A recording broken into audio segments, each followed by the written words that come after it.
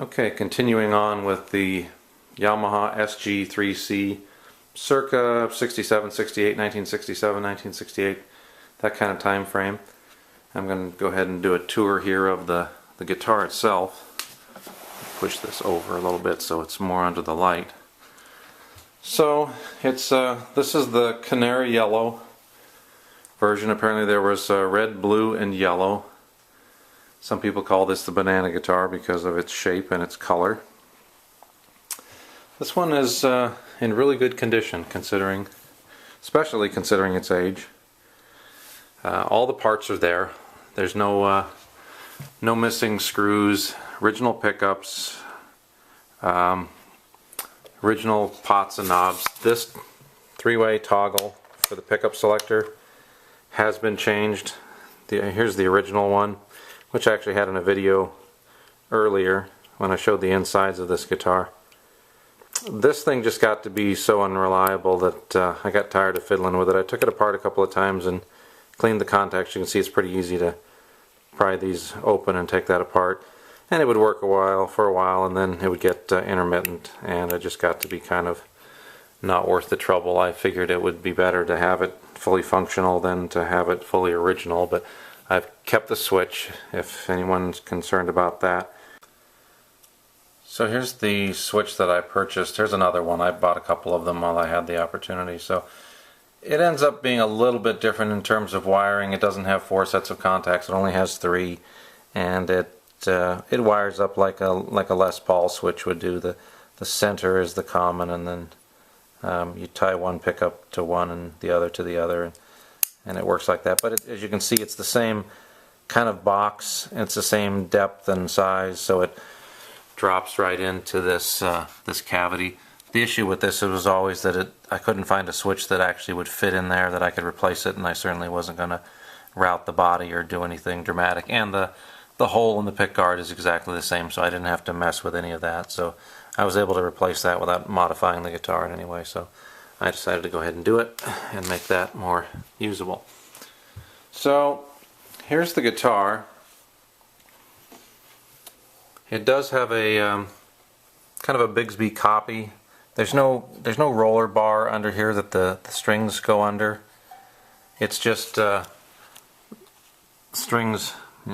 Once again, there's not enough light back here. The strings go straight through the tailpiece, over the bridge. The spring gives you the tension. And the bridge will rock a little bit. But these are not roller saddles. They're round, but they're not roller saddles. You've got a volume and a tone. Volume up front, tone in the back. Oops, sorry. Volume here, tone here. Output jack, and 3-way position. So the way this is wired up is this. There's 3 single coils here. This single coil is considered to be the neck pickup. These 2 are wired in series and function like a single bridge pickup. So when you throw the toggle forward, you get the neck by itself. In the center, you get these 2 pickups in parallel, although this pickup is wired in series with these 2 in series. And then in the back position, it's these 2 pickups wired in series.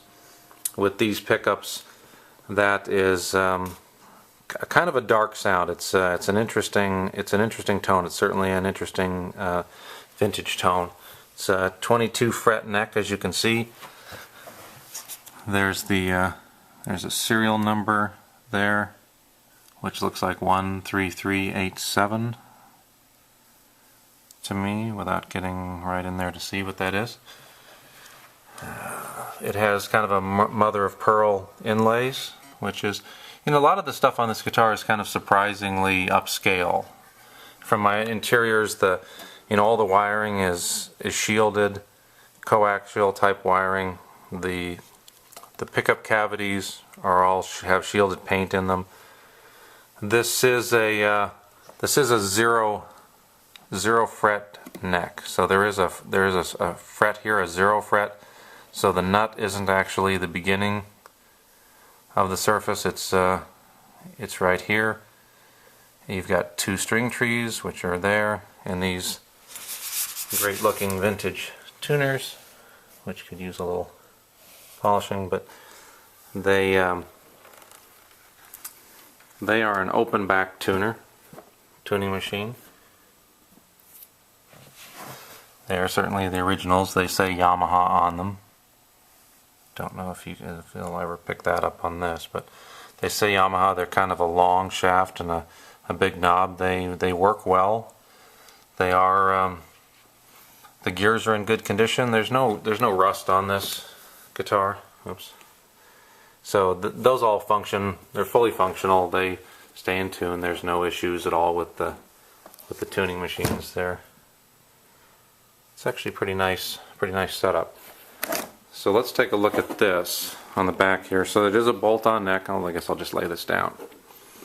Back of the neck is got some interesting figure to it. It is a maple neck. Try to see if I can show that in a way that you can kind of see some of the grain there. It's not a bad piece of wood, and considering its age, it's still nice, still very playable, no issues.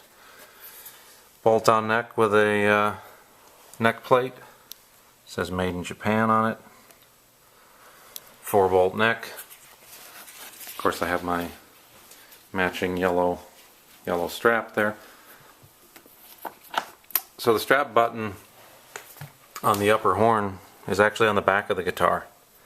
So you end up kind of putting the strap on backwards, if you will, so that it will end up laying out the right way. It has this, it's completely flat, the back and the front of the guitar. It's, have no idea what kind of wood it is. It's got a few, paint transfers.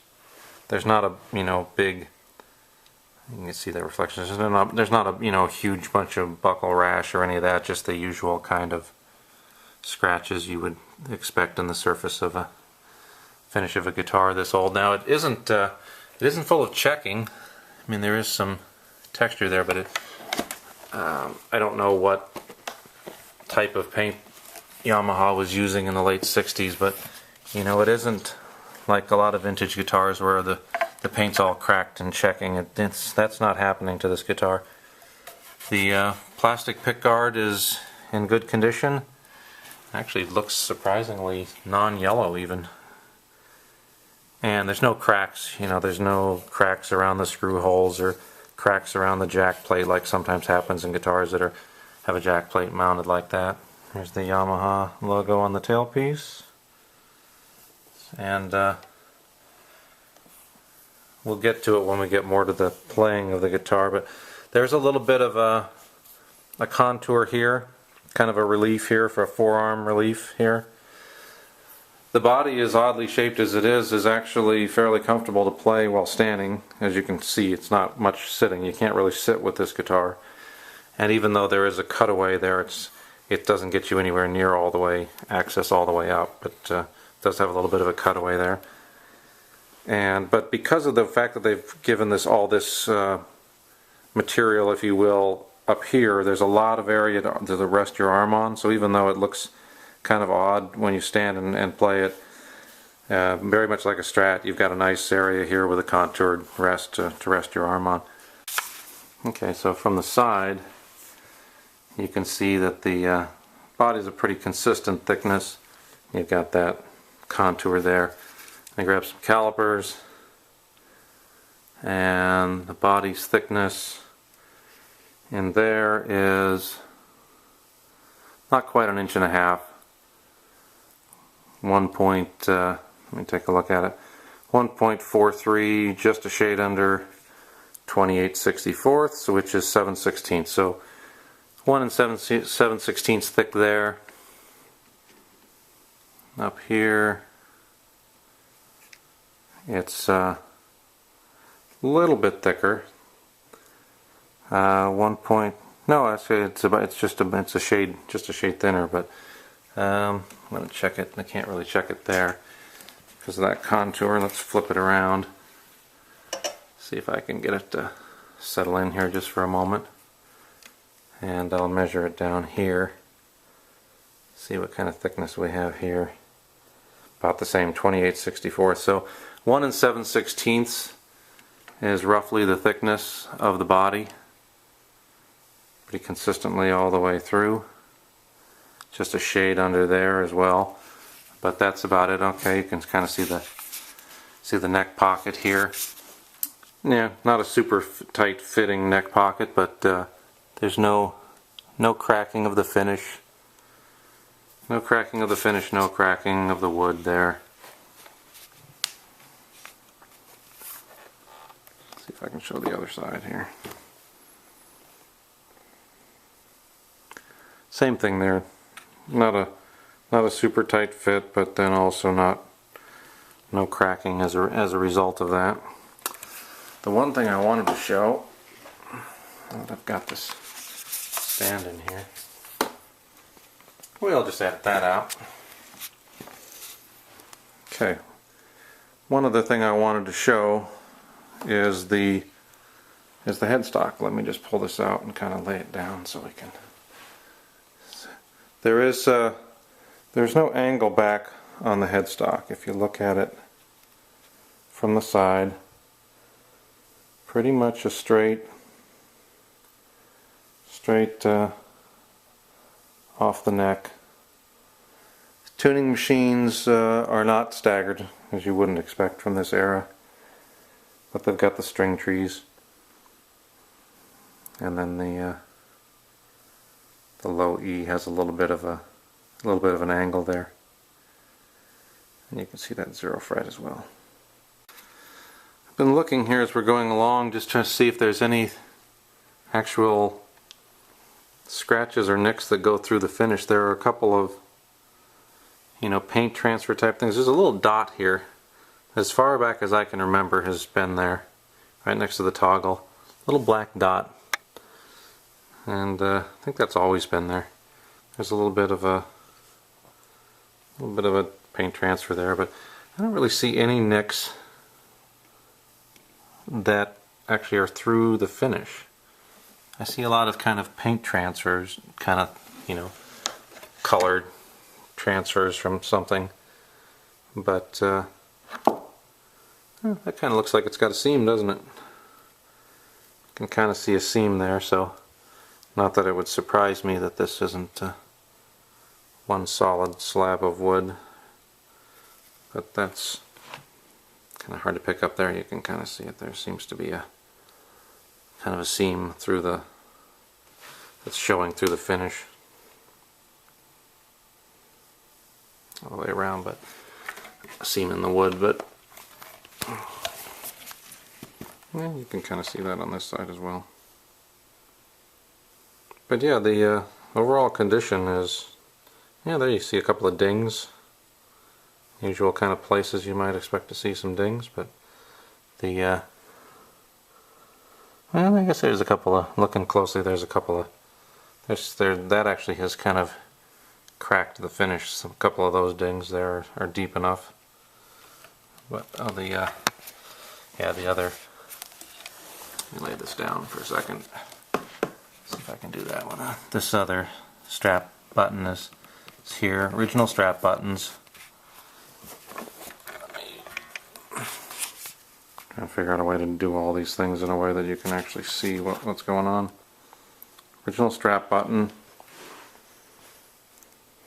Let me kind of lay this down and back up a little bit. Phillips screw. Well, that shows you the back of the tailpiece finally.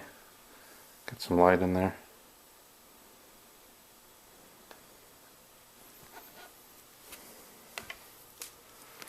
Yeah, the strap button is here. Strap buttons they're solid. There's no issues with those.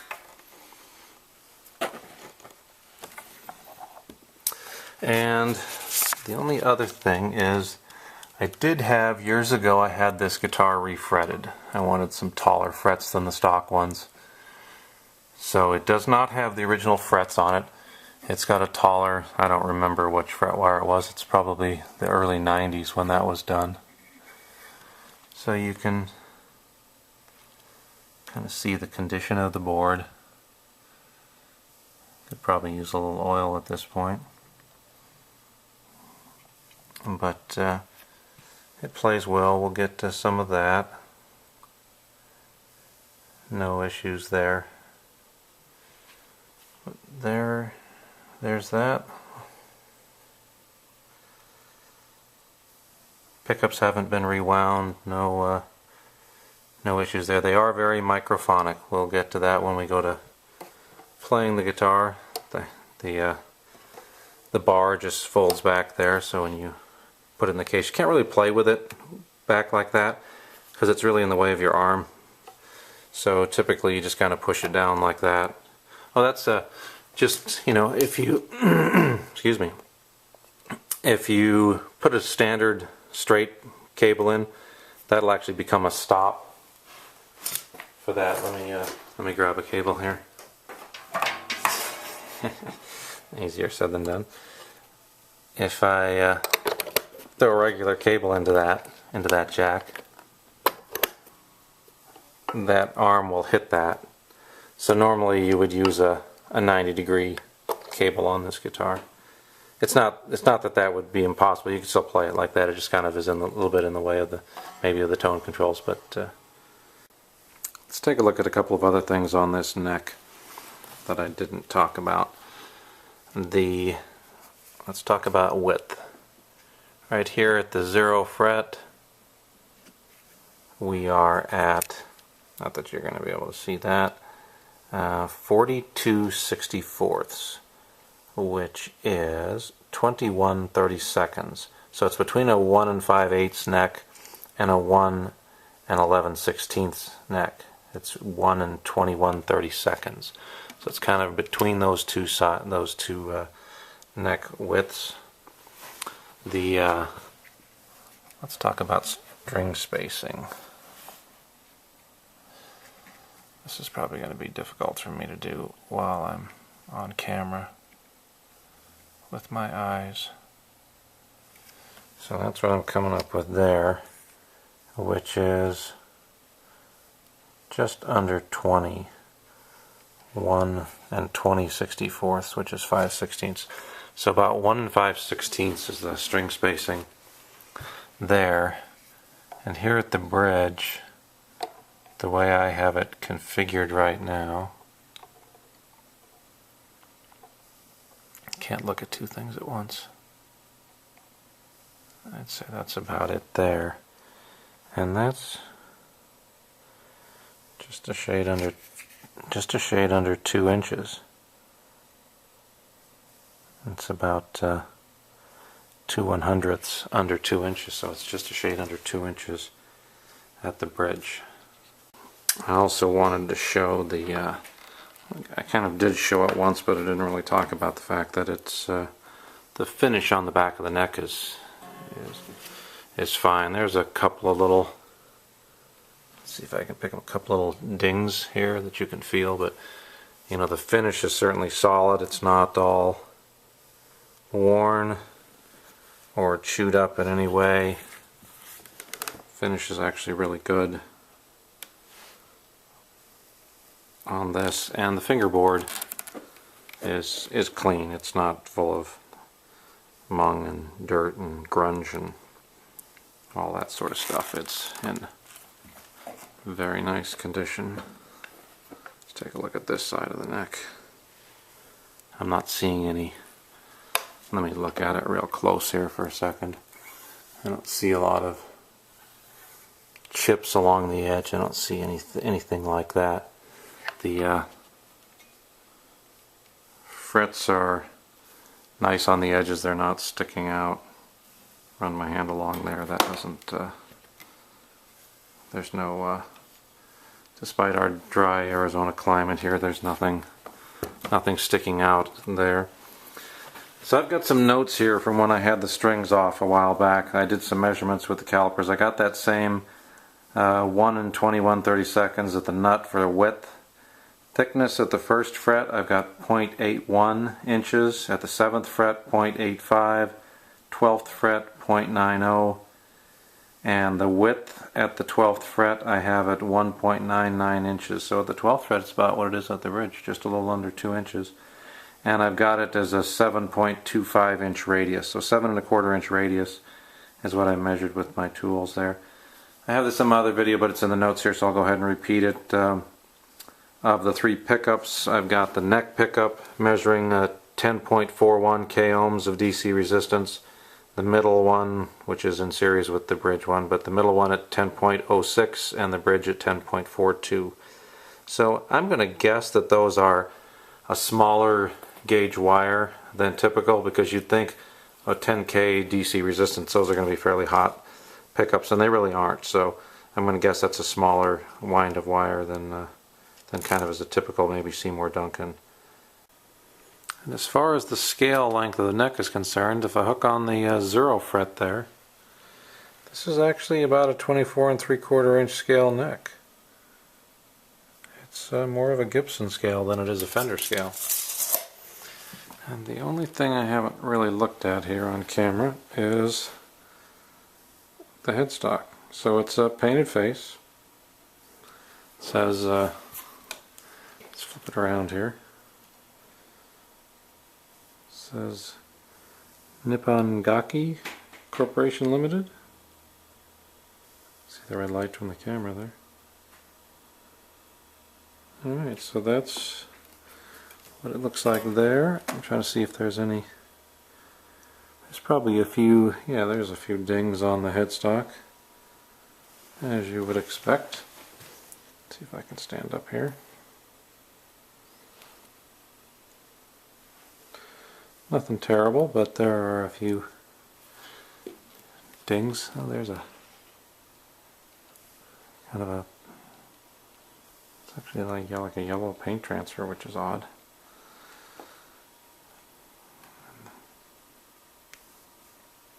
So that's what, I think that's it for the tour of the canary yellow Yamaha SG3C.